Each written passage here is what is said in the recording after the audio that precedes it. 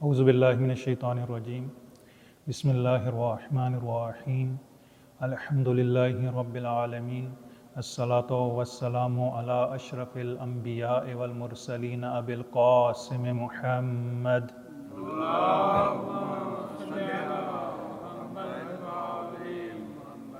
وآلہ الطیبین الطاہرین المعصومین ولعنۃ اللہ علی اعدائہم اجمعین۔ اعوذ باللہ من الشیطان الرجیم بسم اللہ الرحمن الرحیم انا انزلناہ فی لیلۃ القدر صلوات۔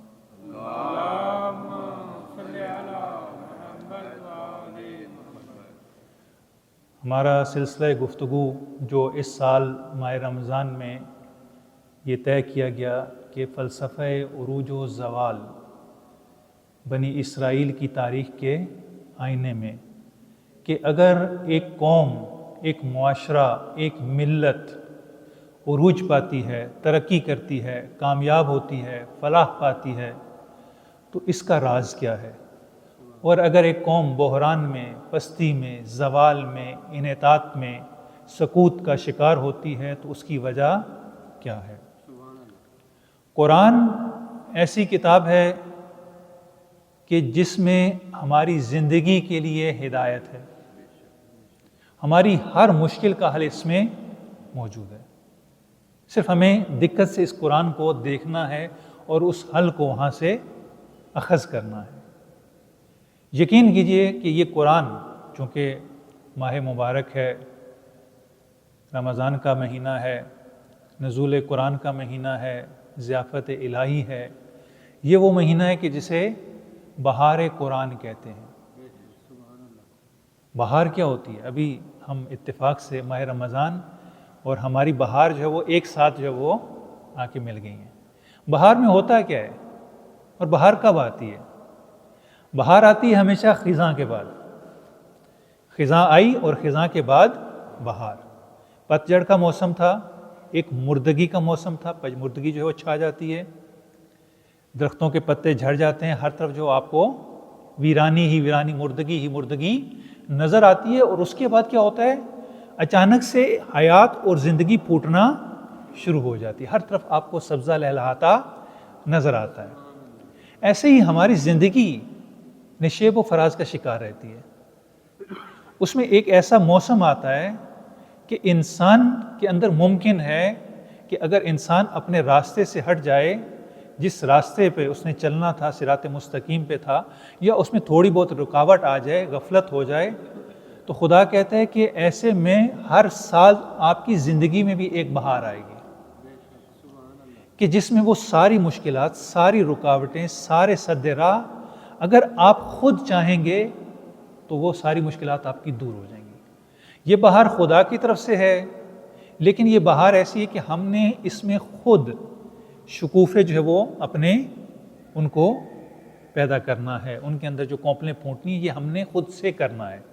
باہر جو طبیعت ہے، نیچر، اس میں آپ دیکھتے ہیں کہ خود بخود سے جو خدا کا ایک نظام ہے، ایک قانون ہے، ایک فطرت ہے، نظام قانون ہے، نیچر ہے، اس کے مطابق خود بخود جو باغوں میں بہار آ جاتی ہے، پھول کھلنا شروع ہو جاتے ہیں، ہر طرف سبزہ ہونا شروع ہو جاتا ہے۔ لیکن یہ جو بہار ہے، یہ بہار تھوڑی مختلف ہے۔ اس میں ہمیں خود اپنے وجود میں پھول کھلانے ہیں، پھول اگنے چاہیے، اپنے وجود کو اس طریقے سے تیار کرنا ہے، آمادہ کرنا ہے۔ یعنی یہ زمین جو ہمارے وجود کی زمین ہے، اس کو ایک ایسا باغ بنانا ہے کہ جس سے خدائی خوشبو آئے۔ یہ بہار اس لیے کہ ہم خدا کی بارگاہ میں حاضر ہوں، اور اسی لیے اس کو ضیافت الہی بھی کہا گیا ہے۔ ضیافت الہی یعنی خدا کی دعوت۔ اس مہینے میں روزہ دار خدا کا مہمان ہوتا ہے۔ خدا کہتا ہے کہ اے میرے بندے، میرے پاس آ جاؤ، میں نے تمہاری مہمانی کا انتظام کیا ہے۔ اب آپ دیکھیے کہ ہمیں اگر کہیں پر دعوت دی جاتی ہے، مہمان بلایا جاتا ہے، ہماری افطاری کی جاتی ہے، ہم کیا کرتے ہیں؟ بڑی تیاری کے ساتھ جاتے ہیں۔ اب جیسی دعوت ہوتی ہے ویسی ہی ہماری تیاری بھی ہوتی ہے۔ اب جتنی بڑی شخصیت ہوتی ہے جو ہمیں بلاتی ہے، ہم اس کے مطابق اپنی تیاری کرتے ہیں۔ جب ایک عام دنیاوی افطاری کے لیے ہم اتنا اہتمام کرتے ہیں، تو وہ ہستی کہ جو خالق بھی ہے، مالک بھی ہے، رازق بھی ہے، ہمیں تمام نعمتیں دینے والا ہے، ہمیں وجود بخشنے والا ہے، ہمیں یہ زندگی دینے والا ہے، ہمیں اس زندگی کے بعد مسلمانوں کے گھرانوں میں بھیجنے والا ہے۔ اتنی نعمت، ان تعدوا نعمت اللہ لا تحصوها، کہ اگر ہم ان نعمتوں کو شمار کرنا شروع کر دیں گن نہیں سکتے، اتنی زیادہ نعمات ہیں، اتنی زیادہ خدا نے ہمیں نعمات دی ہیں۔ اب ان نعمات کے بعد وہ ہستی ہمیں اپنی طرف بلا رہی ہے کہ دیکھو میں نے تمہیں نعمتیں دے دی ہیں، ابھی ایک دعوت تمہاری باقی ہے، آ جاؤ میری دسترخوان پر، میں نے جو تمہارے لیے دسترخوان بچھایا ہے، سفرہ بچھایا ہے، یہ رحمت کا دسترخوان ہے، یہ مغفرت کا دسترخوان ہے، آ جاؤ اس دسترخوان پر اور آ کر رحمتیں سمیٹ لو۔ معمولاً یہ ہوتا ہے کہ ہم دعوت پہ جاتے ہیں تو صرف وہیں پر جو کچھ ہوتا ہے کھا کے آ جاتے ہیں، نہیں، یہ رحمت ابھی بھی ہمارے شامل حال ہے، اور خدا کہتے ہیں کہ اس رحمت کو سمیٹ کر اپنے ساتھ لے جاؤ۔ جیسے ہوتا ہے بعض لوگ شادیوں میں شاپر بھر لیتے ہیں، ایسے بھی ہوتے ہیں کہ شادی میں جاتے ہیں، کیا کرتے ہیں، ایک کونے پہ بیٹھتے ہیں اور وہاں پر جو وہ کھانا اس میں ڈالنا شروع کر دیتے ہیں، آئے روز جو وہ یہ ویڈیوز جو وہ آپ کے سامنے ہوتی ہیں۔ خدا کہتے ہیں کہ نہیں، اجازت ہے، آ جاؤ، کھانا کھاؤ، رحمت سے استفادہ کرو، اور اگر ساتھ لے کے جانا چاہو، بلکہ ساتھ لے کے جانا نہیں چاہو، آپ نے کرنا یہ ہے کہ اس رحمت کو سمیٹنا ہے، اپنے ساتھ لے کے جانا ہے، تاکہ اگلے سال تک یہ تمہارے کام آئے۔ یہ خدا کی رحمت ہے کہ جسے سمیٹنا ہے اور ساتھ بھی لے کے جانا ہے، اور اسے سارے سال ساتھ رکھنا ہے۔ یہ ایک ٹریننگ پروگرام ہے کہ یہاں پر ہم نے 1 مہینے تک اس ضیافت میں، اس دعوت میں اپنے آپ کو تیار کرنا ہے۔ تیار کرنے کے بعد تاکہ ہم سال اس کے مطابق زندگی بسر کر سکیں۔ انا انزلناہ فی لیلۃ القدر، یہ قدر کیا ہے؟ یہ وہی تقدیر ہے۔ یہ تقدیر ہم نے خود بنانی ہے خدا کی رحمتوں کو سمیٹ کر۔ اب ہم خدا کی رحمتوں کو لے لیتے ہیں، اور پھر اس کے بعد سارے سال کے لیے پلاننگ کرنی ہے کہ ہم خدایا 1 مہینے تک ہم نے ٹریننگ لیے۔ اب دیکھیں ٹریننگ میں کیا ہوتا ہے، ٹریننگ لینے کے بعد اس کے بعد کیا ہوتا ہے، پریکٹیکل لائف میں چلے جاتے ہیں، وہاں وہ لائف شروع ہو جاتی ہے۔ یہاں پہ ابھی ہم نے 1 مہینے کی ٹریننگ، اور یہ ایسی ٹریننگ ہے جو ہر سال آتی ہے، ہر سال اس ٹریننگ نے آنا ہے۔ ٹریننگ آئے گی، ہم نے ٹریننگ کرنا ہے، آمادے ہونا ہے، اور اگلے سال کے لیے ہم نے تیار ہونا ہے، اور اگر کوئی خامی رہے گی تو اگلے سال پھر ہمیں خدا یہ موقع دے گا۔ اسی لیے ایک دعا یہ کہ خدایا اس ماہ رمضان کو آخری ماہ رمضان قرار نہ دینا، خدایا مجھے پھر فرصت دینا کہ میں اس مبارک مہینے سے استفادہ کر سکوں۔ یہ بہت بڑی فرصت ہے انسان کے پاس کہ خدا نے انسان کو اس کے لیے بلایا، اور باقاعدہ اس کے لیے تیاری ہے۔ پیغمبر صلی اللہ علیہ وآلہ وسلم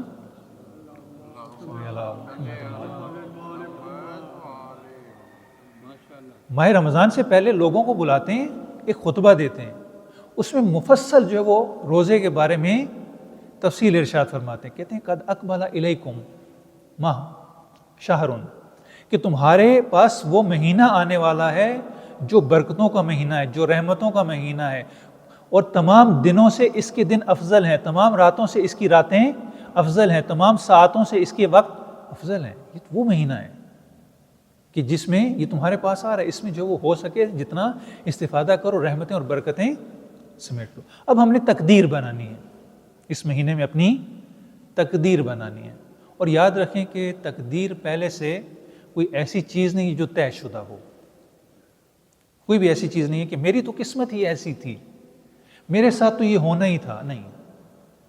انسان اپنی تدبیر سے تقدیر بناتا ہے، جیسی وہ تدبیر کرے گا ویسی ہی تقدیر بنے گی۔ ایسا نہیں ہے کہ ہماری تقدیر جو ہے وہ پہلے سے کوئی معین ہے، مشخص ہے، اور اب جو ہے وہ ہم اس تقدیر کو دعاؤں سے، مناجات سے نہیں، دعائیں اس میں ایک عامل ضرور ہیں کہ دعاؤں قبول ہونے سے اور اس میں جو وہ ہمارے اس چیز کو جو ہے وہ سپیڈ اپ ہو جاتا ہے، لیکن اس سے پہلے ہمیں خود کچھ کرنا پڑتا ہے۔ یہ دعائیں پھر اس میں مؤثر ہوتی ہیں، اس کو سپیڈ اپ کر دیتی ہیں، لیکن اس سے پہلے جو ہمیں خود کرنا ہے، جو کائنات کا نظام ہے۔ دیکھیں کائنات کا نظام کیسے چل رہا ہے، سبب اور مسبب کے تحت۔ ہر چیز کا ایک سبب ہوتا ہے، کاز ایفیکٹ، علت ہوگی معلول ہوگا، سبب ہوگا مسبب۔ اگر یہ سبب نہ ہو مسبب ہوگا نہیں ہوگا۔ اگر ایک کسان کھیت میں بیج نہ بوئے، کیا فصل اگے گی؟ کبھی بھی نہیں اگے گی۔ بس فصل کے لیے بیج کا ہونا ضروری ہے تاکہ فصل ہو سکے. اگر کوئی کامیاب ہونا چاہتا ہے ہاتھ پہ ہاتھ دھر کے بیٹھ جائے، اب یہ کامیاب ہو جائے گا؟ نہیں، کامیاب نہیں ہوگا. بس ایک تو یہ کہ محنت کرنی ہے، وہ اسباب پیدا کرنے ہیں. اسباب دو طرح کے، ایک مادی اسباب ہیں، یہ جو ہم کام انجام دیتے ہیں، اور یہ مادی کام کرنے کے بعد اس کو ہم نے خدا کے ذمہ چھوڑ دینا ہے کہ خدایا جو میرے کرنے کا کام تھا وہ میں نے کر دیا، اب میں تجھ پر توکل کرتا ہوں، اپنے کام کو افوض امری الی اللہ، خدایا میں تیرے اوپر اس کو چھوڑ دیتا ہوں، اب خدا پر توکل کرتا ہوں. توکل کا مطلب یہ ہے کہ میں نے اپنی ذمہ داری ادا کر لی، خدایا جہاں تک میں نے کرنا تھا میں نے کر لیا، اب آگے تو بہتر جانتا ہے کہ اس کا کیا نتیجہ ہونا چاہیے. پوری کائنات کا نظام جو ہے سبب اور مسبب کے تحت چل رہا ہے. ایک سبب و مسبب جو ہے وہ ہمیں کائنات میں نظر آ رہے ہیں. مثلا ہر چیز کی ایک کاز ہے، ایسے ہی ہے، سورج نکلتا ہے کاز ہے، سورج کی روشنی اس کی کاز ہے، چاند ہے، پورا سولر سسٹم ہے، پودوں کا اگنا ہے، رات کا آنا ہے، دن کا طلوع، سورج کا طلوع ہونا ہے. یعنی ہر چیز آپ کائنات کی دیکھیں تو اس کے پیچھے کوئی نہ کوئی ایک علت، ایک سبب، ایک کاز موجود ہے. پوری کائنات کا نظام جو ہے وہ اسی کے اوپر چل رہا ہے. اور یہ ایسی بات ہے کہ کوئی بھی اس کا انکار نہیں کرتا کہ کائنات کا نظام جو ہے وہ سبب اور مسبب کے اوپر نہیں ہے. نہ، یہ نظام سارے کا سارا سبب اور مسبب کے اوپر ہے. ایسے میں انسان کی زندگی جو خدا نے انسان کو دی، اور انسان دوسری تمام مخلوقات سے مختلف ہے. اس انسان کے وجود میں آنے، پیدا ہونے اور نشو و نما کرنے کے لیے یہ بھی خدا کا ایک قانون جو پہلے سے موجود ہے. لیکن انسان نے اب انسان بننا ہے، انسان نے ایک مقام حاصل کرنا ہے. انسان بن کے نہیں ہے، انسان تنہا وہ مخلوق ہے کہ اگرچہ دوسروں سے ممتاز ہے، اس کو عقل دی گئی، انٹیلیکٹ، اس کو سوچ دی گئی، اس کو فکر دی گئی، اور سب سے بڑھ کر اس کو اختیار اور انتخاب دی گئی، چوائس ہے اس کے پاس کہ یہ کرو یا یہ کرو. دو راستے ہیں، آپ جو مرضی کرنا چاہو، جس کو مرضی انتخاب کر لو. یہ اس کے پاس اختیار ہے. دوسری مخلوقات کے پاس نہ عقل ہے نہ اختیار ہے، انسان کے پاس ہے. لیکن انسان جو ہے وہ ایک چیز سے محروم بھی ہے، یعنی یہ چیز دی انسان کو، لیکن اس عطا کے ساتھ ایک محرومی بھی جڑی ہوئی ہے. یعنی ایک چیز ہے لیکن اس کے ساتھ جو ہے وہ کچھ مشکل بھی ہے. مشکل کیا ہے؟ کہ انسان بن کے نہیں آیا، یعنی اس کو بننا ہے. اگر ایک حیوان کا بچہ آپ کیا دیکھیں گے کہ یہ خود بخود جو ہے وہ آہستہ کرتے کرتے جو ہے وہ جہاں تک اس کے ماں باپ تھے وہاں تک پہنچ جائے گا. ایک بیج ہے، اس کو بوئیں گے تو وہ فصل بن جائے گی، یا درخت بننا ہے تو درخت بن جائے گی، بیل بننی ہے تو خود بخود بیل تک پہنچے گی اگر وہ حالات اس کے سازگار ہوں گے، یہ خود بخود بن جائے گی. لیکن انسان ایسا نہیں ہے. انسان نے بننا ہے، اس کے لیے اسے ماحول بھی چاہیے، ماحول کی سازگاری بھی چاہیے، اور اپنے اندر سے اپنے آپ کو اس ماحول سے سازگار بھی کرنا ہے. یعنی انسان نے خود بننا ہے، اپنی شخصیت خود تشکیل دینی ہے، اپنا کردار، اپنی شخصیت اور اس مقام تک جا کر پہنچنا. اب یہ کیسے پہنچے گا؟ وہاں پر تو پودے کے لیے ایک قانون تھا، نیچر کا قانون تھا. اگر اسے ہوا بھی ملے گی، پانی بھی ملے گا، مٹی بھی ملے گی، وہ ساری چیزیں فراہم ہوگی، وہ کیا کرنا شروع کر دے گا؟ وہ نشو و نما پانا شروع کر دے گا. لیکن انسان کیا ہے؟ انسان کی اپنی مرضی ہے. انسان نے جو ارتقا پانا ہے، ایک تو اس کا جسمانی ارتقا ہے. مثلا میں اس وقت آپ کے سامنے ہوں، بچپن سے لے کر اس وقت تک ایک میری جسمانی نشو و نما ہوتی رہی. البتہ اس میں بھی میرا اختیار شامل تھا. اگر میں فربا ہونا چاہتا تب بھی ہو سکتا تھا، میں چاہ کو زیادہ موٹا بھی ہو سکتا تھا، میں اس سے پتلا بھی ہو سکتا تھا، میں اور بھی مثلا اپنے جسم کے اندر کچھ تبدیلیاں مجھے اختیار حاصل ہے کہ وہ میں کر سکتا تھا. یعنی کچھ نارمل سی، کچھ معمولی سی تبدیلیاں میں اپنے وجود کے اندر کر سکتا تھا. لیکن میں نے جو کمال حاصل کرنا ہے، جو میں نے باقی کام کرنے ہیں، میں نے اپنے مقصد کو حاصل کرنا ہے. چونکہ انسان جو ہے وہ تنہا وہ مخلوق ہے جس کو عقل دی گئی، اختیار دیا. کیوں؟ کیونکہ اس نے ایک مقصد تک پہنچنا ہے. اب اس کے لیے انسان کے پاس جو کیا ہے؟ انسان نے اپنے آپ کو خود بنانا ہے. اس بیج کی طرح نہیں ہے، اس حیوان کی طرح نہیں ہے کہ جو خود بخود جو چیتے کا بچہ چیتا بن جائے گا، گائے کا بچہ گائے بن جائے گا، بکری کا بچہ بکری بن جائے گا. گندم سے گندم، چنے سے چنا، جو سے جو، درخت سے درخت جو وہ بنتا چلا جائے گا. میں نے بننا ہے. میں کیسے بنوں گا؟ کیا اس کے لیے بھی کوئی قانون ہے یا نہیں ہے؟ وہاں تو قانون تھا. ایسے ہی ہے کہ وہاں پہ درخت اگ رہا ہے تو قانون کے تحت اگ رہا ہے، نشو نما کر رہا ہے تو قانون کے تحت کر رہا ہے. اب میں جو ہوں، آیا میرے لیے بھی کوئی قانون ہے یا نہیں ہے؟ ہاں میرے لیے بھی قانون ہے، لیکن وہ قانون ایسا ہے کہ اس میں جبر نہیں ہے. یہاں پہ میں نے اپنی مرضی سے اپنانا ہے. اگر میں اس کو اپناؤں گا، اس قانون کو اپناؤں گا، وہ غذا لوں گا کہ جو میری نشو نما کا باعث ہے، اب میں بڑھنا شروع کر دوں گا. یہ غذا مادی اور مانوی دونوں ہے. یعنی میں نے اپنے آپ کو تیار کرنا ہے، میں نے آگے لے کے جانا ہے، میں نے نشو نما پانی ہے، اور اس کے لیے میں نے اپنے آپ کو غذا پہنچانی ہے. جیسے اس بیج نے زمین سے غذا لینی ہے، اسی طریقے سے میں نے بھی اپنی نشو نما کرنے کے لیے غذا لینی ہے اپنے اختیار سے. اپنی تقدیر خود بنانی ہے. یعنی اس کو میں یوں کہوں کہ میں نے انسان بننا ہے، یعنی میں نے اپنی تقدیر خود بنانی ہے کہ میں عرشیوں کے ساتھ جاتا ہوں یا میں فرشیوں کے ساتھ جاتا ہوں. یہ انسان کے اپنے اختیار میں، یہی تقدیر ہے. اور ہمارا آج کا موضوع بھی یہی ہے کہ بنی اسرائیل کو جو عروج اور زوال ہے، اس کے قوانین کیا ہیں. ہماری زندگی میں تمام تر ترقی، تمام تر کامیابی، تمام تر فلاح جو بھی ہوتا ہے یہ قوانین کے تحت ہوتا ہے. ہمیں وہ قوانین جاننے ہیں کہ وہ قوانین کون سے ہیں. ویسے تو قوانین بیان کیے جا سکتے ہیں، لیکن اگر اس قوانین کو آپ عملی طور پر دیکھیں کہ کسی کی زندگی میں تھے، مثلا ہم اگر اس قانون کو اپنائیں گے تو کیا ضمانت ہے ہماری کامیابی کی؟ کوئی ضمانت ہے؟ آپ ہمیشہ کون سی چیز لیتے ہیں؟ ایسی چیز جو تجربہ شدہ ہو. یعنی اور ایک کمپنی بھی اگر ایک بازار میں چیز بھیجتی ہے تو پہلے کیا کرتی ہے؟ اس کو ایکسپیریمنٹ کرتی ہے، ایک عرصے تک اس پہ کام کرتی ہے کہ آیا واقعی یہ اتنی افادیت کی حامل ہے یا نہیں ہے، یہ کام کرے گی یا نہیں کرے گی. یعنی پہلے تجرباتی مراحل سے گزرنا پڑتا ہے، تجرباتی مراحل کے بعد اس کو عملی زندگی میں لایا جاتا ہے. اگر ہم ایسے قوانین بیان کرنا شروع کر دیں وہ بھی ایک طریقہ ہے. لیکن اگر ہم دیکھیں کہ واقعاً ایک قوم ایسی گزری ہے، ایک معاشرہ ایسا گزرا ہے، ایک امت ایسی گزری ہے کہ جنہوں نے ان قوانین کو اپنایا تھا یا ان قوانین کو ترک کیا تھا. جب ان قوانین کو اپنایا تو کہاں پر تھے، جب ان کو چھوڑا تو کہاں پر تھے. یعنی جب یہ غذا کھا رہے ہیں، جب یہ صحت مند غذا کھا رہے ہیں تو اب ان کی جسمانی حالت کیا ہے. اگر ایک ہیلدی فوڈ نہیں کھا رہا، اب جو ہے وہ اس کی حالت کیا ہے. ایسے ہی ہوتا ہے، ہم کسی کو دیکھتے ہیں کہ صحت مند ہے، صحت مند سے ہم کیا اندازہ لگاتے ہیں؟ اس کی غذا جو ہے وہ بڑی متوازن ہے، یہ بڑا ہیلدی جو ہے نا اس نے فوڈ استعمال کرتا ہے، یہ ورزش کرتا ہے، یہ اپنے جسم کا خیال رکھتا ہے. یعنی ہم اس سے اندازہ لگا. اگر ایک شخص ہو بہت زیادہ فربا ہو، موٹا ہو یا بہت زیادہ کمزور ہو تو ہم کیا اندازہ کرتے ہیں کہ یہ مریض ہے، یہ بیمار ہے. اگر موٹاپا ہے، اوبیسٹی ہے، یہ بھی بیماری ہے. اگر لاغری ہے حد سے زیادہ تو یہ بھی بیماری. یعنی ہم اندازہ لگاتے ہیں نا کہ ایک شخص صحت مند ہے یا مریض ہے. ایسے ہی ایک صحت معاشرے کی بھی ہوتی ہے کہ یہ معاشرہ مریض ہے، یہ معاشرہ صحت مند ہے. اگر معاشرہ وہ قوانین اپنائے گا، وہ غذائیں لے گا کہ جس سے اس کی صحت بنتی ہے، اب یہ معاشرہ صحت مند ہوگا. اگر وہ معاشرہ ایسی غذائیں کھا رہا ہے، ایسے قوانین پر عمل کر رہا ہے کہ جو اس کے وجود کو نقصان پہنچا رہے ہیں، اب یہ معاشرہ مریض ہوگا. پاکستان کے معاشرے کو دیکھ لیں، یہ پاکستان کا معاشرہ جو صحت مند معاشرہ ہے یا مریض معاشرہ ہے؟ یہ وجود مریض ہے یا صحت مند ہے؟ کیا ہے؟ آپ کیا کہتے ہیں اس کے بارے میں؟ مریض ہی ہے. ٹی وی پہ تو بالکل صحت مند نظر آتا ہے. آپ ٹی وی چینلز دیکھ لیں، یہ تو آپ کو بڑا صحت مند نظر آئے گا.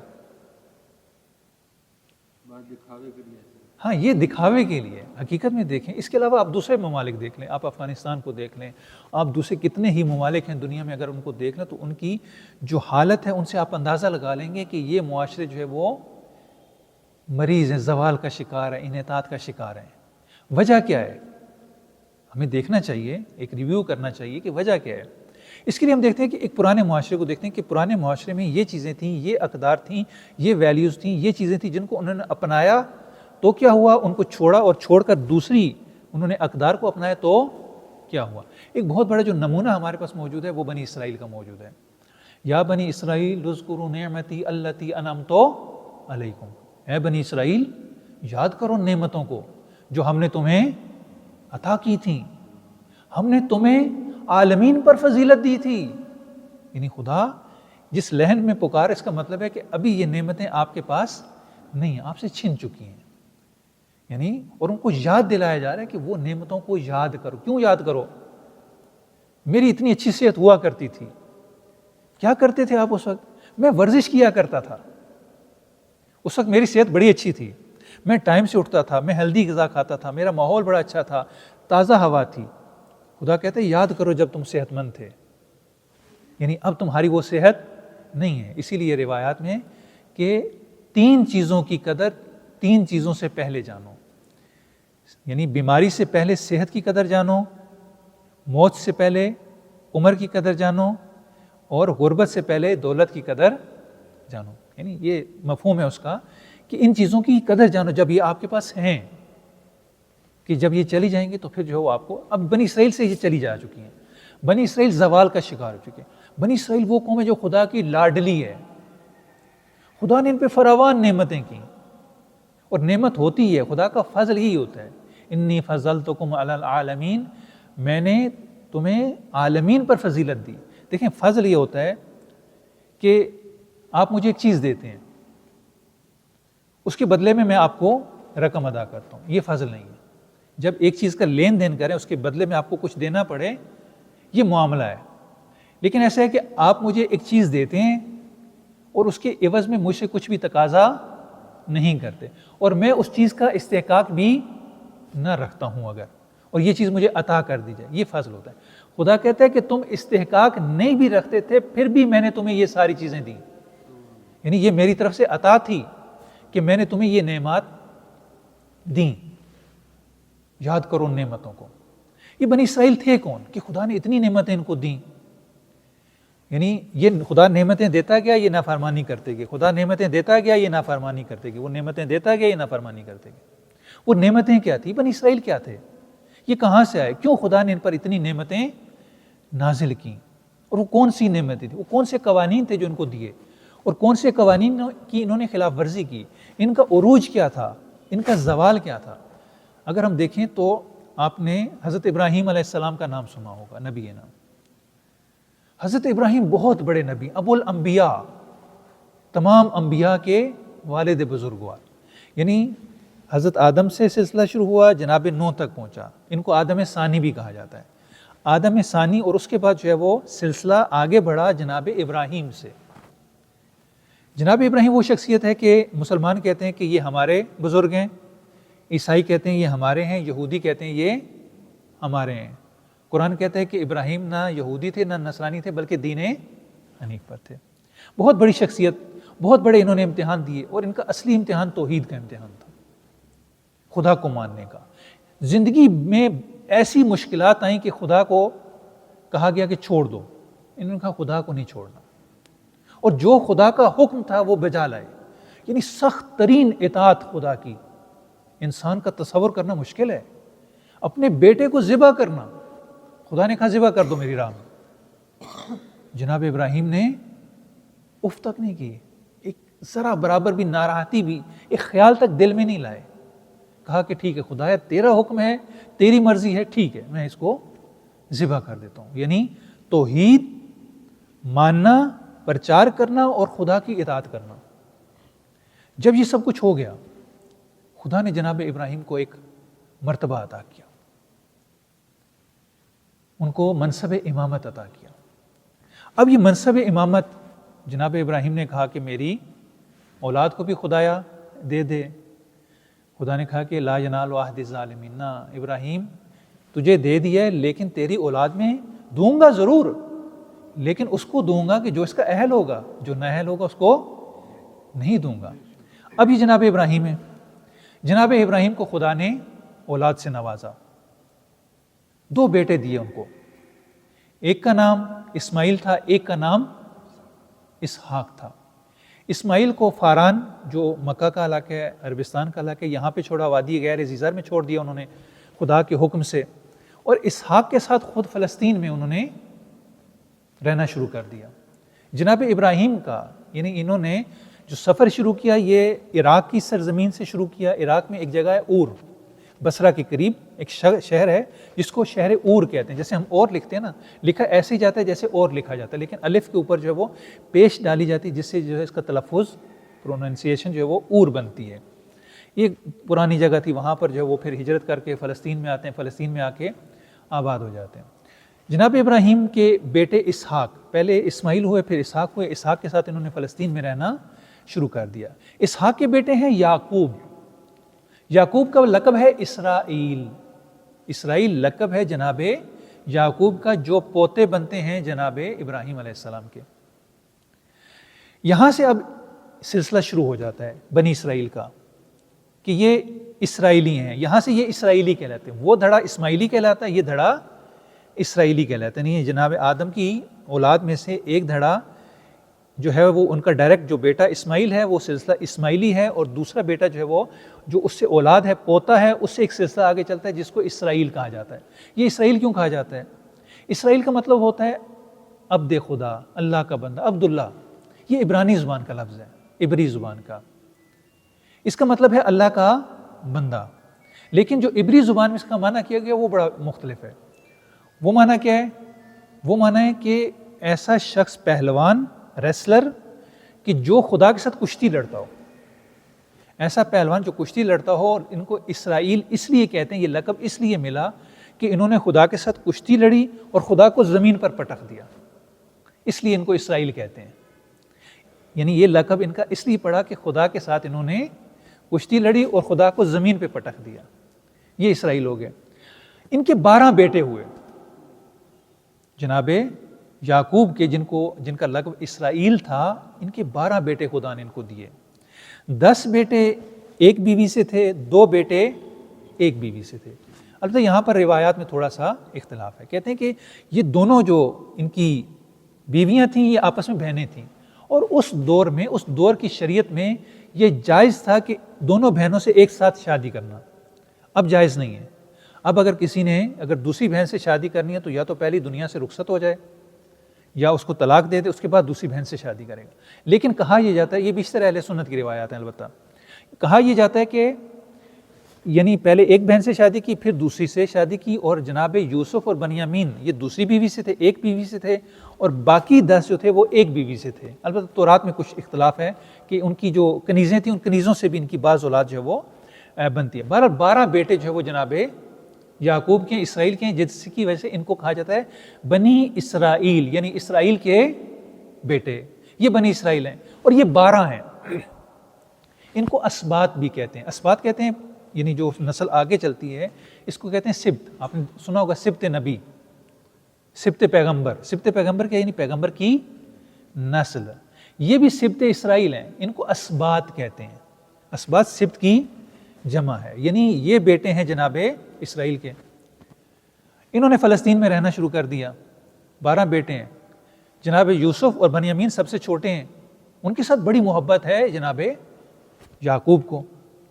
یہ باعث بنتی ہے کہ بھائیوں کو حسد ہونے لگتا ہے. اب ہوتا یہ ہے کہ جب ایک بندے میں صلاحیت ہوتی ہے، اہلیت ہوتی ہے، دوسرے میں نہیں ہوتی ہے، تو بجائے اس کے کہ وہ اپنے اندر یہ اہلیت پیدا کرے، وہ دوسروں کی نسبت حسد کرنا شروع کر دیتا ہے. وہ یہ سمجھتا ہے کہ شاید میرے حصے کا اس نے لے لیا ہے. نہیں، آپ کے حصے کا اس نے نہیں لیا. آپ کو اپنے اندر وہ اہلیت پیدا کرنی تھی. آپ نے اپنے اندر اہلیت پیدا کرتے یہ مشکل ہی پیش نہ آتی. بہرحال انہوں نے حضرت یوسف سے حسد کرنا شروع کر دی. حضرت یوسف شروع ہی میں ان میں جو کچھ آثار جو بزرگی کے نمایاں تھے. بزرگی کے آثار جو جناب یوسف میں، جناب یعقوب دیکھ رہے ہیں کہ اس بچے میں کچھ خاص ہے، کہ اس میں نبوت کی نشانیاں جناب یعقوب کو نظر آ جاتی ہیں.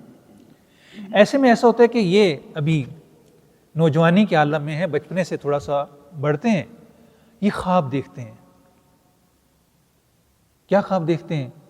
کہ ستارے ہیں اور سورج ہے اور ان کو سجدہ کر رہے ہیں. یہ آتے ہیں اپنے والد بزرگوار کے پاس، جناب یعقوب کے پاس، کہ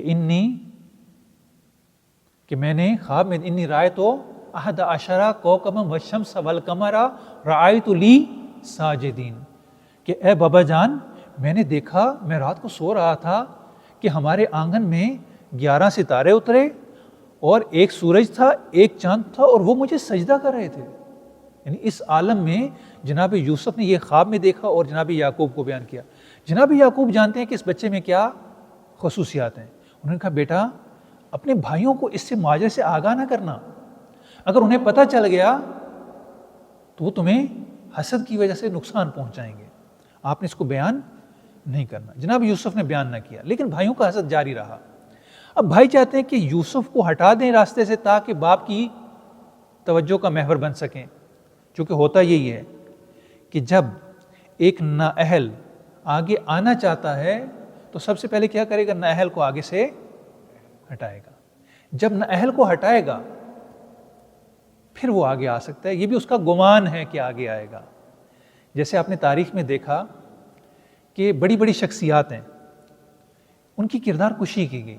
2 بڑی مظلوم شخصیات ہیں، جن میں سے ایک کہ یوم انہی جو ہے وہ جناب خدیجہ الکبریٰ سلام اللہ علیہا، اسی ماہ مبارک میں وہ دن آئے گا. آپ دیکھیں کہ بڑی مظلوم شخصیت ہیں، ان کی کردار کشی کی گئی. عجیب و غریب روایات جناب خدیجہ سلام اللہ علیہا کے بارے میں. حالانکہ اسلام کی جو خدمت جناب خدیجہ اور جناب ابو طالب نے کی، کسی نے نہیں کی. اب کیا گیا کیونکہ معلوم ہے، کیوں جب تک پیغمبر کے ساتھ جناب خدیجہ موجود ہیں، پیغمبر نے دوسری شادی نہیں کی. اتنا پیار و محبت. وہ خاتون جو جاہلیت کے معاشرے میں طاہرہ کے لقب سے جو ہے وہ مشہور ہیں، یعنی جاہلیت میں جس کو طاہرہ کہا جا رہا ہے. دیکھیں اگر ایک چراغوں میں بہت سارے چراغ جل رہے ہیں، ایک چراغ جل رہا ہے، اس کی اہمیت نہیں ہوتی ہے. اس چراغ کی اہمیت ہوتی ہے جو اندھیرے میں جل رہا ہو. یہ اندھیرے میں، یہ اس فساد میں، اس میں طاہرہ ہیں. ایسے میں کیا کیا جاتا ہے؟ اور پیغمبر کو بہت زیادہ محبت ہے جناب خدیجہ سلام اللہ علیہا سے، اور یہ بہت بزرگوار خاتون ہیں. جنت کی سردار عورتوں میں سے ایک جناب خدیجہ ہیں. جو 4 باعظمت خواتین ہیں اس میں سے ایک جناب خدیجہ ہیں. لیکن یہ فضیلت جناب خدیجہ کی ہضم نہیں ہوتی ہے. اب مسئلہ کیا ہے؟ اگر یہ ام المومنین سامنے رہیں گی، یہ ہستی سامنے رہے گی، ہم سامنے نہیں آ سکتے. ہمارا کیا کیا جائے؟ ان کی کردار کشی کی جائے. جناب خدیجہ کے بارے میں ایسی روایات گھڑی گئی، وہ تو بڑھیا تھیں، 40 سال کی عمر میں پیغمبر نے ان سے شادی کی تھی، نعوذ باللہ. ان کی تو پہلے سے جو 2 شادیاں ہو چکی تھیں، ان کو تو پہلے سے بچے تھے، وہ تو ایسی تھیں، انہوں نے تو نعوذ باللہ ایسا کر کے پیغمبر سے شادی کر. نہیں، یہ ساری روایات غلط ہیں. جناب خدیجہ کی عمر 23 سال، 26 سال، 27 سال صحیح روایات کی بنا پر، 40 سال نہیں تھی، کم تھی. پیغمبر کے تقریباً ہم سے 9 سال تھی، معمولی سا فرق تھا. اس سے پہلے جناب خدیجہ کی کوئی شادی نہیں ہوئی تھی. اس کے برعکس جناب عائشہ کا نکاح جو مصعب ابن زبیر، کسی شخص سے، مصعب نامی ایک شخص سے ملتا ہے کہ جناب عائشہ کا اس سے عقد ہوا تھا، یا نسبت جو ہے وہ طے ہوئی تھی. ابن سعد کی روایت ہے اور دوسری روایت. اب جناب خدیجہ کو کیوں ایسے بیان کیا جا رہا ہے؟ کیونکہ جب تک جناب خدیجہ جیسی ایک بڑی شخصیت سامنے، اب اس خاتون کے سامنے پیچھے کون نظر آئے گا؟ کیا کرنا ہے؟ اس کو سامنے سے ہٹا دیں. اس کی شخصیت کشی لوگوں کے ذہنوں میں، یعنی حقیقت میں تو نہیں کر سکتے نا، جس کو خدا مرتبہ دے دے، کسی کی کیا حیثیت ان کا مرتبہ کم کر دے؟ نہیں، لوگوں کے ذہنوں میں ہی کم کر دیا جائے. حقیقت میں تو نہیں کر سکتے. کون ہے جناب خدیجہ کی طرح؟ کون ہو سکتا ہے جناب خدیجہ کی طرح؟ اور اسی طرح جناب ابو طالب بھی ہیں. جناب ابو طالب کا بڑا مقام ہے، یعنی اور یہ جو ہے لوگ جناب ابو طالب کی کردار کشی کرتے ہیں. اور یہیں پر جو ہمارے اہل سنت جو وجدان اور ضمیر رکھتے ہیں، وہ کہتے ہیں آپ ایمان ابو طالب کے بارے میں بحث نہیں کریں، آپ عرفان ابو طالب پہ بحث کریں. ایمان ابو طالب پہ بحث نہیں بنتی ہے، عرفان ابو طالب پہ بحث بنتی ہے. آپ ایمان پہ لگے ہوئے ہیں ابو طالب علیہ السلام کے، نہیں، آپ یہ نہیں. ہوتا یہی ہے کہ جب ایک بڑی شخصیت ہو، جناب ابو طالب جیسی، جناب خدیجہ جیسی، تو اب کوشش یہ کی جاتی ہے کہ ان کو آگے سے ہٹایا جائے تاکہ وہ جو چھوٹے قد کی شخصیات ہیں وہ نظر آنے لگیں. یہاں پر بھی ایسے ہوا، یوسف کو ہٹائیں گے تو ہم نظر آئیں گے، یعنی یہ ہونا چاہیے. اب لہٰذا انہوں نے کوشش یہ کی کہ یوسف کو راستے سے ہٹا دیں کہ شاید ہم اپنے والد کے منظور نظر ہو جائیں. کیا کیا؟ جا کے کھیل کے بہانے سے حضرت یوسف کو لے گئے اور وہاں پر جا کے پہلے تو آپس میں مشورہ کیا کرنا کیا ہے. اب یوسف کو کیا کریں؟ کسی نے کہا اس کو مار دیں. کہا نہیں، یہ بڑا سخت ہے. تو یہاں پر کہتے ہیں کہ یہودا نے، یا بعض کہتے ہیں لاوی نے، 2 بھائی تھے، ایک یہودا تھے ایک لاوی تھے. کہتے ہیں کہ لاوی نے کہا کہ ایسا کرتے ہیں اس کو کنویں میں پھینک دیتے ہیں. یہاں سے قافلے گزرتے رہتے ہیں پانی کے لیے، کوئی قافلہ آئے گا اس کو لے کے مصر میں کسی جگہ چلا جائے گا جہاں پر وہ جا رہا ہو. کہتے ہیں یہ بات ٹھیک ہے. جناب یوسف کو کنویں میں پھینک دیتے ہیں. اب جناب یوسف کنویں میں، اور یہ واپس گھر چلے جاتے ہیں. اتفاق سے ایک قافلہ گزرتا ہے، لوگ گزر رہے ہیں اور وہاں پہ وہ پانی ان کو ضرورت پڑتا ہے، وہ ڈول ڈالتے ہیں اور جب کھینچتے ہیں تو جناب یوسف اوپر آ جاتے ہیں. اب یہاں پہ بعض روایات ہیں کہ حضرت یوسف کے بھائی بھی وہاں پر پہنچ گئے اور انہوں نے جناب یوسف کو قافلے والوں کے ہاتھ بیچ دیا. پہلی دفعہ جناب یوسف کو بھائیوں نے بیچا. یہ قافلے والے لے کے روانہ ہوئے, پہنچے مصر. آپ دیکھیں کہ کتنا برا واقعہ ہوا جناب یوسف کے ساتھ. ایک بچے کے ساتھ جب ایسا واقعہ ہو تو کانپ جاتا ہے وہ, اس کے حواس, اس کی نفسیات, ہر چیز جو وہ حوصلہ اس کا ہاتھ سے چلا جاتا ہے. جناب یوسف مصر پہنچ جاتے ہیں اور خدا کی کرنی ایسی آپ دیکھیے کہ وہ بھائی جنہوں نے یوسف کو کنویں میں پھینکا تھا, خدا نے ان کو جو ہے وہ محل میں لے آئے. خدا ایسے ہی کرتے. جناب موسیٰ کے ساتھ بھی یہی ہوا کہ فرعون بچے قتل کرتا تھا, خدا نے کہا کہ میں موسیٰ کی تربیت کا ایسا انتظام کروں گا, اے فرعون وہ تیری گود میں ہی پلے گا. یہاں پہ یوسف جو ہے وہ عزیز مصر, اس کے محل میں پہنچ جاتے ہیں, پرورش پانا شروع کرتے ہیں. وہ بھی دیکھتے ہیں بچہ بڑا زیرک ہے, بڑا بابصیرت ہے, وہ بھی اس سے متاثر ہوتے ہیں جناب یوسف سے. جناب یوسف آگے زندگی گزارنا شروع کرتے ہیں, ان کی حکمت کے چرچے وہیں سے ہونا شروع ہو جاتے ہیں. ایسے میں آپ دیکھیں کہ جناب یوسف جو وہ جوانی کے عالم میں, بھرپور جوانی کے عالم میں پہنچ جاتے ہیں, اور اب جناب یوسف کا ایک اور امتحان شروع ہو جاتا ہے, عفت اور پاک دامنی کا. یہ بہت بڑا مسئلہ ہوتا ہے ہمارے معاشرے میں کہ ہمارے معاشرے میں عفت اور پاک دامنی, چونکہ جو کسی بھی معاشرے کی بنیاد اور اساس ہے وہ عفت اور پاک دامنی ہے. کوئی معاشرہ اگر دیکھنا ہو کہ اس کی بنیادیں کتنی مضبوط ہیں, اس میں دیکھیں کہ اس میں عفت کا کیا مقام ہے, حیا کا کیا مقام ہے. جو مقام عفت اور حیا کا ہوگا وہ معاشرہ اتنا زیادہ مضبوط ہوگا. اس کے جنسی روابط جتنے قانون کے پابند ہوں گے, جس معاشرے میں جنسی روابط آزاد ہوں وہ معاشرہ بھی کوئی اچھا معاشرہ نہیں ہوتا, کوئی مضبوط معاشرہ نہیں ہوتا, کوئی خوشحال معاشرہ. میں صرف مادی لحاظ سے نہیں کہہ رہا, میں مانوی لحاظ سے بھی کہہ رہا ہوں, وہ کوئی خوشحال معاشرہ نہیں ہوتا. یہ جنسی روابط ان کی ایک لمیٹیشن ہے, ایک محدودیت ہے. اگر یہ قوانین کے دائرے میں رہیں گے اب یہ معاشرہ صحیح رہے گا. لیکن اسی لیے آپ دیکھیں کہ کسی معاشرے کو خراب کرنا تو فساد و فحشا پھیلایا جاتا ہے. کسی بھی معاشرے کو جب خراب کیا جاتا ہے, تخریب کی جاتی ہے, اس میں نوجوان نسل کو, یوتھ کو ضائع کیا جاتا ہے, تو کس طرف؟ اسی طرف. ان کو ایسے کاموں پہ لگا دیتے ہیں, ایسی فلموں پہ لگا دیتے ہیں, ایسے امور پہ لگا دیتے ہیں کہ جس سے ان کی جوانیاں ضائع ہو جاتی ہیں.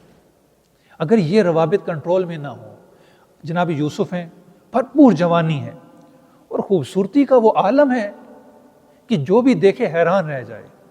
ایسا حسن ہے جناب یوسف پہ, یعنی اتنے حسن کے ساتھ جناب یوسف کا امتحان شروع ہو جاتا ہے.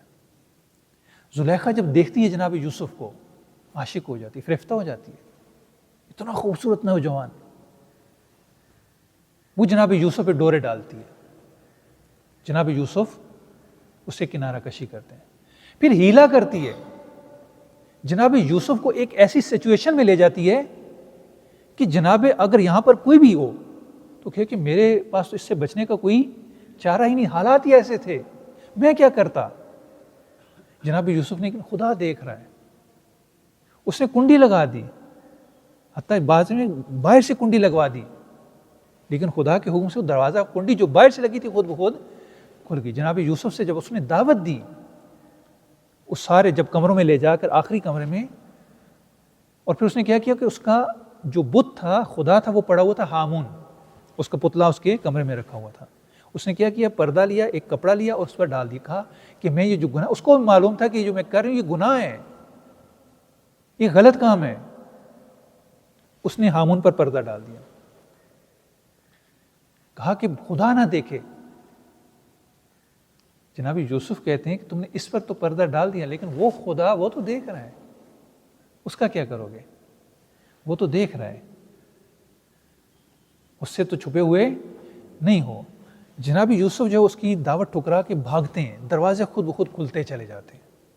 یہ خدا کا قانون ہے کہ جب ہم خدا کی مرضی کے مطابق قدم اٹھائیں گے, جو بھی خدا کے قوانین ہیں جو خدا نے ہمیں دیے ہیں, یقین کیجئے کہ باہر سے بند کنڈیاں کھلتی چلی جائیں گی اور ہم آگے بڑھتے چلے جائیں گے. یہ خدا کا قانون ہے کہ جب بھی مشکل پیش آئے, لیکن یہ کہ ہم خدا کے راستے میں ڈٹے ہوں, استقامت کے ساتھ ہوں, راستے خود بخود کھلتے چلے جائیں گے. لیکن یہ کہ اس میں ہمارا کوئی کمال نہیں ہے. جناب یوسف نے کیا کہا؟ لولا برہان ربی، اگر میرے رب کی مدد نہ ہوتی، میں کیا ہوں، میری کیا حیثیت ہے، میرا کیا مقام ہے، یہ تو خدا تھا جس نے مجھے بچا لیا. آپ دیکھیے کتنے بڑے مارکے سے بچ کے آتے ہیں اور کیا کہہ رہے ہیں؟ لولا برہان ربی، میرے خدا نے مجھے بچا لیا، خدا نہ ہوتا میں تو کچھ بھی نہیں تھا. خدا جو وہ عظیم ہستی ہے، میں نے اپنے امور اس کے سپرد کر دیے. اب یہ امتحان ختم ہوا. اب دیکھیے کہ پہلا امتحان، دوسرا امتحان. جناب یوسف نے اپنے اوپر کسی بھی مشکل کو طاری ہونے نہیں، پہلے محرومی کو، کہ ایک غلام بن کر آئے ہیں. غلامی ایک بہت پست چیز ہے انسان کے لیے، کہ انسان کسی کا غلام بن جائے. لیکن اس غلامی میں جناب یوسف نے اس غلامی کو اپنے پاؤں کی بیڑی نہیں بننے دیا. وہیں پر اپنے علم، حکمت، بصیرت، یعنی صرف جناب یوسف کا ظاہری خوبصورت نہیں تھا، جناب یوسف نے ثابت کیا کہ ان کا باطن اس سے زیادہ خوبصورت ہے. ظاہر سے زیادہ جناب یوسف کا باطن خوبصورت تھا. اسی خوبصورتی سے جناب یوسف اس مارکے سے نکلے. اب الزامات، اتہامات شروع ہو جاتے ہیں. جب وہ عورت دیکھتی ہے کہ اس نے نہ صرف یہ کہ میری بات نہیں مانی بلکہ میری بدنامی کا بھی باعث ہو گئی ہے، جناب یوسف جیل میں. اچھا، معاشروں کو اگر آپ دیکھیں تو معاشروں میں ہمیشہ جو ہے وہ آپ کو نظر آتا ہے کہ ایک معاشرے میں خرابی جو ہے وہ پیدا ہوتی ہے، اور پھر معاشرتی طور پر ہی اس میں جب تک وہ ٹھیک نہیں ہوتی معاشرہ ٹھیک نہیں ہوتا. لیکن جناب یوسف انفرادی طور پر خود پہلے تیار ہوتے ہیں، پھر اس معاشرے کو تشکیل دیتے ہیں، پھر اس معاشرے کو صحیح کرتے ہیں. جناب یوسف زندان میں چلے گئے اور خود جناب یوسف نے خدا سے دعا کی، خدایا یہ جو حالات ہیں، یہ جو میرے ساتھ پیش آ رہا ہے، مجھے ان سے زندان بہتر ہے، خدایا مجھے جیل بہتر ہے، مجھے جیل میں بھیج دیں. جیل میں پہنچ جاتے ہیں. جیل میں کیا ہے؟ اب جیل میں کیسے لوگ ہوتے ہیں؟ آپ پاکستان کی جیلوں کا حال، اگر جو لوگ کسی وجہ سے خدا نہ خواستہ خدا کسی دشمن کو بھی جو ہے نا جیل نہ دکھلائے پاکستان کی، یعنی آپ جیلوں کے حالات دیکھیے. ایک علیحدہ دنیا کی جیل میں ہوتا کیا ہے، جیل میں کیسے کیسے لوگ ہوتے ہیں، اور وہاں پہ کیا کچھ نہیں ہوتا. یعنی اگر ایک شریف آدمی چلا جائے تو شریف آدمی کے لیے وہاں پہ چند گھنٹے گزارنا جیل میں مشکل ہوتے ہیں. جناب یوسف ایسے لوگوں کے ساتھ جیل میں آ جاتے ہیں. جیل میں اکثر جرائم پیشہ لوگ ہوتے ہیں، مجرمانہ ذہنیت کے حامل ہوتے ہیں، نفسیاتی لوگ ہوتے ہیں، احساس محرومی کے، معاشرے کے ڈسے ہوئے، احساس محرومی کے ساتھ احساس کمتری کا شکار. یعنی بہت سارے مسائل ہوتے ہیں ان لوگوں کے، یعنی ہر لحاظ سے اگر آپ دیکھیں یہ جو جیل کے لوگ ہوتے ہیں. جیل کے لوگوں کی اصلاح کرنا بڑا مشکل ہوتا ہے. یعنی ویسے عام معاشرے میں اگر آپ جائیں تو ایک نارمل انسان کو سمجھانا، بجھانا اور اس کو ایک اچھے راستے پر لے کے آنا بڑا مشکل کام ہوتا ہے. ایک بندے کی اصلاح، حتیٰ والدین کے لیے اپنے بچوں کی اصلاح کرنا ایک چیلنج ہوتا ہے. اور چیز ہے کہ آپ ان لوگوں میں جو مجرمانہ ذہنیت رکھتے ہیں، جو احساس کمتری کا شکار ہیں، جو معاشرے کے ظلم و ستم کے ڈسے ہوئے ہیں، ان کو صحیح کرنا یہ بڑا مشکل کام ہے. یہ ایک چیلنج ہے. جناب یوسف آ جاتے ہیں زندان میں. زندان میں آ کے کیا کرتے ہیں؟ زندان کو گلزار بنا دیتے ہیں، ایک ایسا معاشرہ بنا دیتے ہیں، ایک امت تشکیل دیتے ہیں. جیل میں لوگوں کی تربیت کرتے ہیں، لوگوں کو سب سے پہلے توحید کا درس دیتے ہیں کہ دیکھو خدا ایک ہے. کیونکہ اس معاشرے میں بت پرستی ہوا کرتی تھی، وہ بت پرست معاشرہ تھا. اب یہاں پہ سب سے پہلے توحید کا درس دیتے ہیں. اس کے بعد ان لوگوں کا تزکیہ کرتے ہیں، ان کی تربیت کرتے ہیں اور ان کو تعلیم دیتے ہیں، اور سب کو آپس میں ملا کر ایک امت بنا دیتے ہیں، ایک چھوٹی سی کمیونٹی تشکیل دیتے ہیں. کیونکہ اگر آپ نے کوئی بھی کام کرنا ہو، آپ کو کسی بھی کام کے لیے کس کی افرادی قوت کی ضرورت ہوتی ہے. افرادی قوت کے بغیر کوئی بھی اجتماعی کام نہیں ہو سکتا.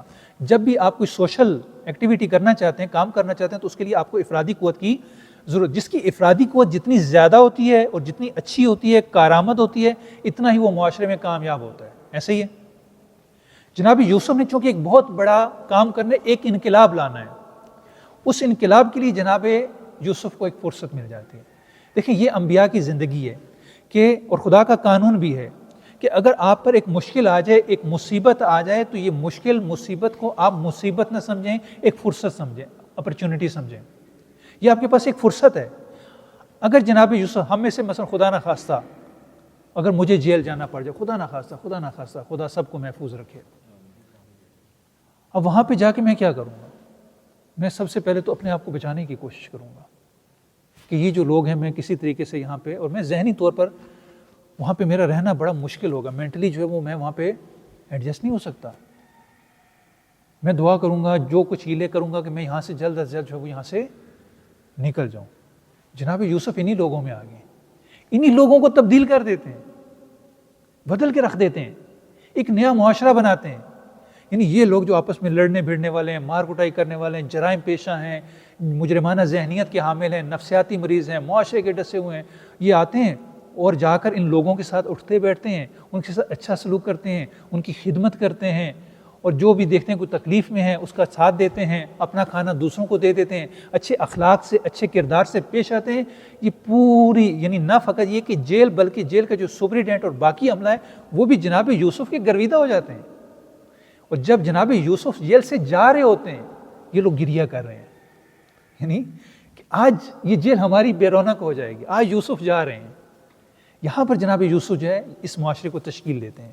ابتدائی اس کا جو نطفہ ہے معاشرے کا، وہ جو تشکیل امت ہے، وہ کارآمد لوگ ہیں. آپ دیکھیں کہ ایک مشکل کو، ایک چیلنج کو جناب یوسف نے کیا کیا؟ اپرچونٹی میں تبدیل کر دیا.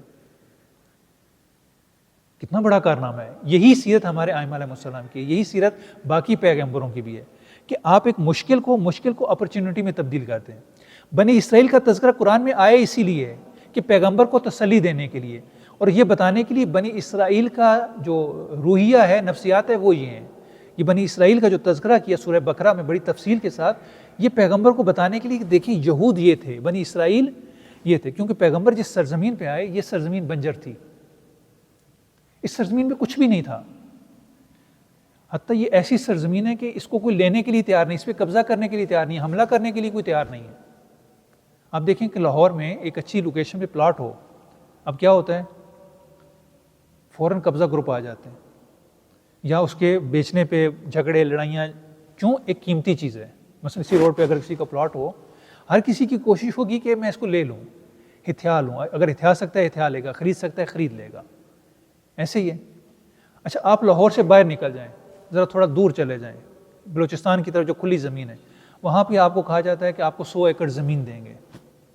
آپ میں سے کون لے گا؟ بلوچستان میں سبی سے آگے جا کے 100 ایکڑ زمین جو ہے وہ آپ کو دی جاتی ہے، پہاڑوں والی زمین. آپ میں سے کوئی لے گا؟ 100 ایکڑ ہے، اتنی بڑی زمین آپ کو دے رہے ہیں، کوئی لے گا؟ نہیں لے گا. یہ جزیرۃ العرب بھی ایسی جہاں پہ پیغمبر ہیں، یہ ایسی سرزمین ہے، ایسی بنجر سرزمین ہے کہ کبھی کسی نے نہیں سوچی. یعنی اس سے صدیوں پہلے جو ہے وہ ہندوستان پر حملے ہوتے ہیں، ہندوستان کی دولت لوٹ کر لے کے جاتے ہیں، ہندوستان پر بار بار جو مختلف اقوام جو ہے وہ آ کر حکومتیں کرتے ہیں. جزیرۃ العرب پہ کسی نے حکومت نہیں کی اس سے پہلے.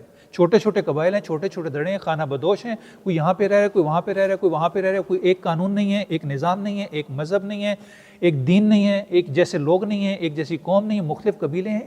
اتنا اختلاف، یعنی جو اختلاف بھی آپ فرض کر سکتے ہیں وہ اختلاف جو ہے وہ جزیرۃ العرب میں موجود ہے. ابھی تک کسی نے اس پہ ہاتھ نہیں ڈالا، اس سرزمین کو لینے کی کوشش نہیں کی. اور پیغمبر کیا آتے ہیں؟ اسی اختلاف کو، اسی انتشار کو، اسی سرزمین کو جس کو کوئی لینے کے لیے تیار نہیں ہے، وہاں پر اسلام کا پودا بوتے ہیں، اسلام کی آبیاری کرتے ہیں، اور وہاں پر جو اسلام کی فصل کاشت ہوتی ہے وہ آج تک اور رہتی دنیا تک کے لیے جو آپ کے سامنے ہے. یہ کیا تھا؟ ایک چیلنج کو، ایک مشکل کو اپرچونٹی میں تبدیل کرنا. یہ انبیاء کی صفت ہوتی ہے کہ جہاں پہ مشکل ہے، اس مشکل کو نہ یہ کہ اس کو مشکل نہیں سمجھنا، اس کو رکاوٹ نہیں سمجھنا، بلکہ اس رکاوٹ کو اپنے راستے میں سیدھا کر لینا، یعنی اس کو اپنے نفع میں استعمال کرنا. جیسے آپ نے کووڈ میں دیکھا ہوگا، کووڈ میں کیا ہوا؟ کاروبار بند ہو گئے. جو سیانے لوگ تھے انہوں نے کیا کیا؟ اس کو آن لائن پہ شفٹ کر لیا. اب آن لائن پہ انہوں نے کمانا شروع کر دیا، پڑھانا شروع کر دیا، کتنے ہی کام جو ہے وہ آن لائن شروع ہو گئے. اگر یہ کووڈ نہ ہوتا تو یہ بہت ساری چیزیں جو ہوئی تھیں یہ ہوتی کبھی بھی نہ ہوتی. اچھا جنہوں نے اس کو چیلنج مشکل سمجھا اور نہیں جی اب تو کچھ نہیں ہو سکتا، ہاتھ گھر میں بیٹھ گئے، اب کیا ہوا؟ وہ لوگ جو ہے وہ کروڑوں سے کوڑیوں میں آ گئے. یعنی لوگوں کو کروڑوں اربوں کا نقصان ہوا جنہوں نے اپنے آپ کو جو ہے اس کے ساتھ جو ہے وہ ہم آہنگ نہیں کیا، اس فرصت سے استفادہ، جنہوں نے فرصت سے استفادہ کیا اسی مشکل کو انہوں نے اپرچونٹی میں تبدیل کر کے زیادہ پیسہ کمایا، زیادہ فائدہ حاصل کیا۔ یہ ہوتا ہے انبیاء کا طریقہ۔ انبیاء ہمیشہ پرو ایکٹیو ہوتے ہیں، ری ایکٹیو نہیں ہوتے، ری ایکٹیو نہیں ہوتی، پرو ایکٹیو ہوتے ہیں، یعنی وہ اس سے آگے آگے چلتے ہیں۔ لہٰذا اس مشکل کو انہوں نے مشکل نہیں سمجھا، مشکل کو یہاں پر ایک امت جو انہوں نے آ کے تشکیل دی، ایک گروہ بنایا، اس گروہ کو انہوں نے تربیت کیا، اور تربیت کرنے کے بعد اب جناب یوسف کو موقع ملتا ہے جیل سے باہر جانے کو، اور یہاں پر انہوں نے اپنی علم اور حکمت کا اظہار کیا۔ جیل میں بیٹھے ہوئے اگر آپ کے اندر ایک صلاحیت ہے تو دنیا کو خود بخود اس صلاحیت کا پتہ چل جاتا ہے۔ یعنی اس وقت اگر آپ نے مقابلہ کرنا ہو تو آج کے دور میں بڑا آسان ہے، اگر آپ میں کوئی اہلیت ہے، آپ میں صلاحیت ہے تو دنیا خود آپ کو ڈھونڈ لے گی، یہ روشنی آپ کی صلاحیت کی نکلے گی، لوگ خود آپ کو تلاش کر لیں گے۔ جناب یوسف نے یہی کیا کہ زندان میں انہوں نے اپنی صلاحیت کو دکھایا کہ میرے اندر یہ صلاحیت ہے۔ یہ چراغ علم اور حکمت کا جو جیل کے اندر جل رہا تھا، اس کی روشنی جو ہے وہ بادشاہ کے محل میں نمودار ہوئی۔ جناب یوسف کو بلا لیا جب اس نے خواب دیکھا کہ 7 جو ہے وہ لاغر گائیں 7 فربا گائے جو ہیں ان کو کھا رہی ہیں، اور 7 جو ہے وہ گندم کی سوکھی بالیاں ہیں، اور 7 جو ہے وہ سرسبز بالیاں ہیں، اور یہ سوکھی بالیاں ان کے گرد جو ہے وہ لپٹ کے ان کو ختم کر دیتی ہیں۔ بادشاہ بڑا پریشان ہوا، یہ کیسا خواب ہے؟ اچھا، اس نے چند مرتبہ دیکھا، اور جو ہے وہ معبر، اس دور میں خواب کی تعبیر اپنے عروج پر تھی، معبرین اپنے عروج پر تھے، جادو اپنے عروج پر تھا۔ اس نے بلایا ان کو، کہا کہ بلا کے لیو، میں نے خواب دیکھا۔ انہوں نے کہا بادشاہ سلامت، ایسے ہی ہے جیسے رات کو جو وہ آپ نے کچھ کھا لیا ہوگا، جیسے زیادہ جب انسان کی پرخوری ہوتی ہے، پیٹ بھرا ہوتا ہے تو انسان کو عجیب و غریب قسم کے خواب آتے ہیں، کبھی پہاڑوں میں ہیں، کبھی جنگلوں میں ہیں، کبھی کہاں ہیں، کبھی کہاں ہیں، تو آپ نے بھی بادشاہ ایسا جو ہے وہ خواب دیکھا ہوگا۔ انہوں نے کہا ٹھیک ہے، اگلے دن پھر خواب دیکھا۔ مسلسل کہتے ہیں کہ چند مرتبہ بادشاہ نے خواب دیکھا۔ اس نے کہا نہیں، یہ جو بار بار مجھے ایک ہی خواب آ رہا ہے نا، یہ معمولی نہیں ہے۔ ان سے کہا کہ تم نے اس کی تعبیر کرنی، ورنہ تمہیں سب کی گردنیں اڑا دوں گا۔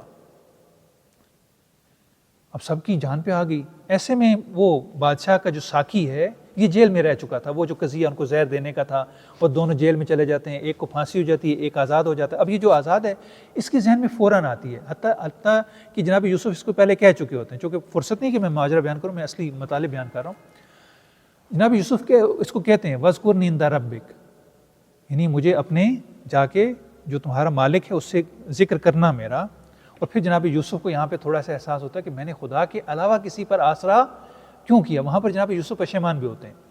بہرحال اس کی فوراً بات آ جاتی ہے، اس کو شیطان بھلا دیتا ہے، وہ ماجرا سارا جو جیل میں اس کے ساتھ ہوتا ہے، اس کو یاد آ جاتا ہے اچانک سے جناب یوسف جیل میں، اور وہ تعبیر خواب بڑی اچھی کرتے ہیں، انہوں نے بھی میری جو ہے وہ مجھے رہائی کی نوید سنائی تھی۔ بادشاہ سے کہتے ہیں بادشاہ سلامت، یہ تو نہیں کر سکتے، لیکن میں ایک شخص کو جانتا ہوں کہ جو اس خواب کی تعبیر کر سکتا ہے۔ کہا کون ہے وہ؟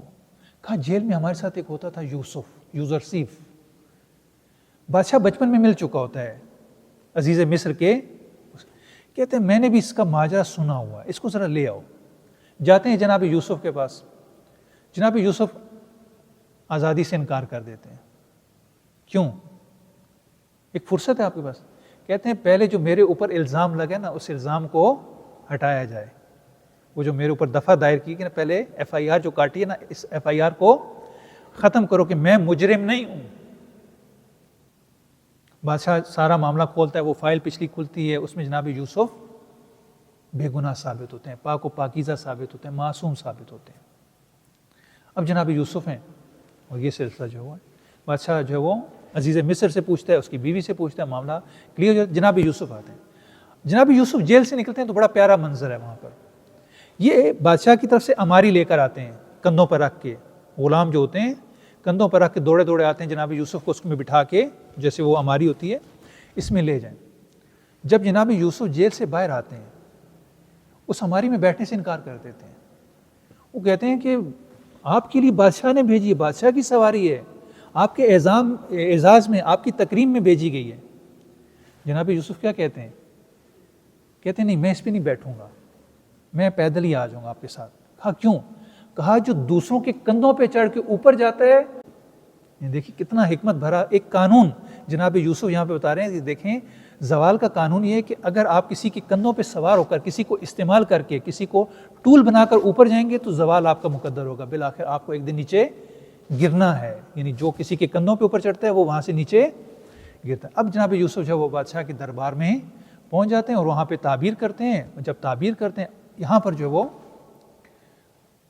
بادشاہ کہتے ہیں بات تو آپ کی ٹھیک ہے، اور پھر پیشگوئی کرتے ہیں کہ آئندہ 7 سال بڑے جو ہے وہ ہمارے زرخیز ہوں گے، سرسبز ہوں گے، اور اس میں بڑا جو ہے وہ ہمیں اناج ملے گا، اور جو اگلے 7 سال ہوں گے، یعنی کل یہ 14 سال کا ایک ہمارا امتحان ہے کہ جس میں 7 سال ہی ہیں اور 7 اگلے سال ہیں، اور اگر ہم نے پہلے 7 سالوں میں اگلے 7 سالوں کے لیے تدبیر نہ کی تو ہم جو ہے وہ اس بحران سے نہیں نمٹ سکتے۔ ہمیں اس بحران سے نمٹنے کے لیے، اور پھر جناب یوسف کہتے ہیں کہ آپ یہ مجھے ذمہ داری دے دیں، میں یہ کام جہاں پر میں منزل کو جانتا ہوں، ہدف کو جانتا ہوں، اس مستقبل کو جانتا ہوں، میں اس مستقبل کے لیے راستہ بھی جانتا ہوں، اس کو مشکل کا حل بھی جانتا ہوں۔ تو یہاں پہ جناب یوسف جو ہے ان کو آ کے کہتے ہیں اور ان کو طریقہ بتلاتے ہیں۔ انشاءاللہ کل جو ہے وہ اس کو مزید آگے بیان کریں گے کہ حضرت یوسف نے وہ کون کون سے قوانین ہیں جن کو اپنایا اور کس طریقے سے وہ آگے بڑھے، اور کیا کیا جناب یوسف نے وہ تدبیریں کیں اور اس بنی اسرائیل کو عروج تک لے کر گئے۔ وصلی اللہ علی محمد وآل محمد۔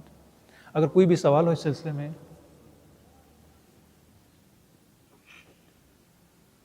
ایک صلوات پڑھیں بر محمد وآل محمد۔ خداوند متعال سے دعا ہے کہ خدا ہماری اس عبادت کو قبول و منظور فرمائے۔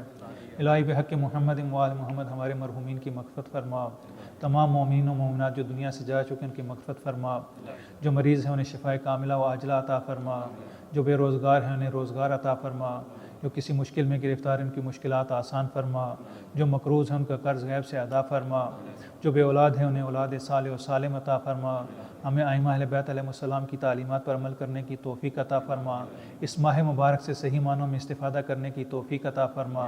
الہی بحق محمد وآل محمد ہمارے ولی حقیقی کا ظہور فرما، ہمیں ان کے انصار میں سے قرار دے۔ ربنا آتنا فی الدنیا حسنۃ وفی الآخرۃ حسنۃ وقنا عذاب النار۔ اللہم صلی علی محمد وآل محمد۔ ایک سورہ فاتحہ تمام مرحومین کے لیے پڑھ دیجیے۔